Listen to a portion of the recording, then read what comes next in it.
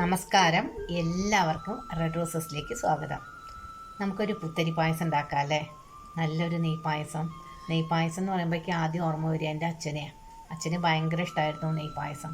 അതിൽ ധാരാളം പഴമൊക്കെ ഇടണം. അപ്പോൾ ഞാൻ വിചാരിച്ചു നമുക്ക് ധാരാളം പഴമൊക്കെ ഇട്ടിട്ട് ഒരു നെയ്പായസം ഉണ്ടാക്കാമെന്ന്. അപ്പോൾ നമുക്ക് ആ പായസം ഉണ്ടാക്കിയാലോ?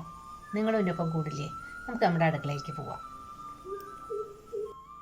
ഉണക്കല്ലരി ഒരു 150 ഗ്രാം ഉണ്ട്. നല്ല കഴുകി വൃത്തിയാക്കി ഉണക്കല്ലരിയാണ് കേട്ടോ.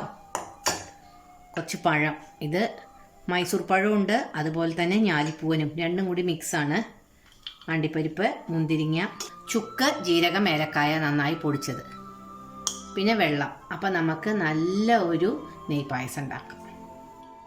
അടി കട്ടിയുള്ള പാത്രത്തിൽ ഞാൻ ഈ കപ്പ് കൊണ്ട് 1 കപ്പ് വെള്ളം ഒഴിച്ചിട്ടുണ്ട്. ഈ വെള്ളം നന്നായി തിളച്ച് കഴിഞ്ഞാൽ അതിലേക്ക് നമുക്ക് ഉണക്കല്ലരി ഇട്ട് കൊടുക്കാം. വെള്ളം നന്നായി തിളച്ചൂട്ടാ, അതിലേക്ക് നമുക്ക് ഈ അരി ഇട്ട് കൊടുക്കാം.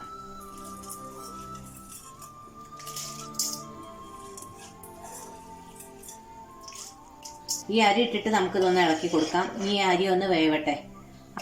അപ്പം നമ്മളുടെ ഉണക്കല്ലരി ഒരു 1/4 ഭാഗം വെന്താൽ മതി. ഇത് കണ്ടില്ലേ? ഇതിലേക്ക് നമുക്ക് ശർക്കര ഉരുക്കിയ പാനി ഒഴിച്ചു കൊടുക്കാം. കല്ലൊക്കെ ഉണ്ടാവേ. ഒരു 150 ഗ്രാം ശർക്കരയാണ് ഞാൻ എടുത്തിരിക്കുന്നത് കേട്ടോ. അത് പോരെങ്കിൽ നമുക്ക് പിന്നെ ഇട്ട് കൊടുക്കാം മധുരം.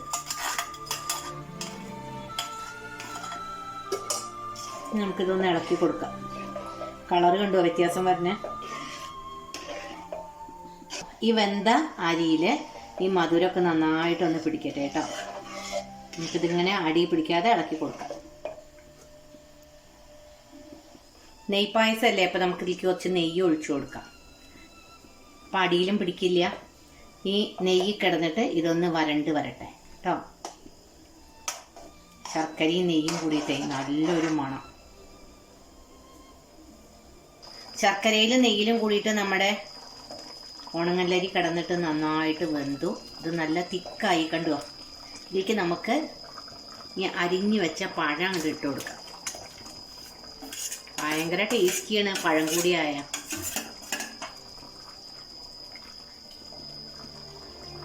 പഴം പിന്നെ പെട്ടെന്ന് വേവൂലോ. അതിലേക്ക് നമുക്ക് ഏലക്കായ, ചുക്ക്, ജീരകം പൊടിച്ചത് എല്ലാം ഇട്ട് കൊടുക്കാം.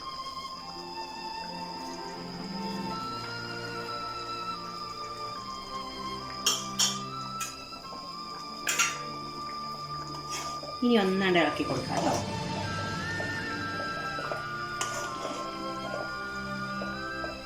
ഇതാണ്ട് വാങ്ങി വെക്കാം. ഈ ചൂടിൽ ഇത് വറ്റും ചെയ്യും, ഈ പഴം അതിൽ നിന്ന് വേവും ചെയ്യും കേട്ടോ. ഇനി നമുക്ക് വറുത്തിടണം.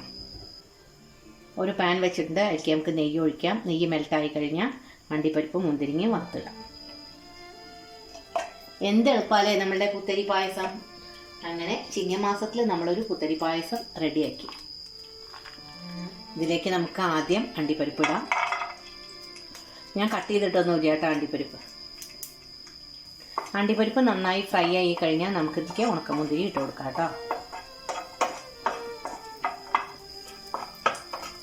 നമ്മുടെ അണ്ടിപ്പരിപ്പ് ഇവിടെ ഫ്രൈ ആയി തുടങ്ങി. അതിലേക്ക് നമുക്ക് ഈ കിസ്മിസ് കണ്ട് ഇട്ട് കൊടുക്കാം.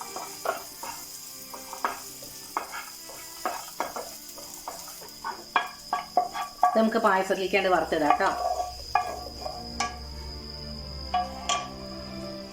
അപ്പം നമ്മളുടെ നെയ്പായസം ഇവിടെ റെഡി. നമുക്ക് ഒരു ബൗളിലേക്ക് ഇത് മാറ്റാം.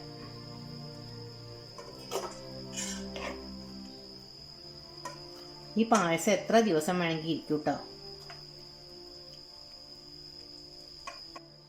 ആവി പറക്കണ നെയ്പായസം ഇവിടെ റെഡിയായി. എല്ലാവരും ഇത് ട്രൈ ചെയ്യൂ. വളരെ സിമ്പിളാണ്, ടേസ്റ്റിയാണ്. അപ്പോൾ എല്ലാവരും സേഫായിട്ട് ഇരിക്കണമെന്ന് വിചാരിക്കുന്നു. ഇനി പുതിയ വെറൈറ്റി വീഡിയോ ആയിട്ട് വരാം. Till then take care, by.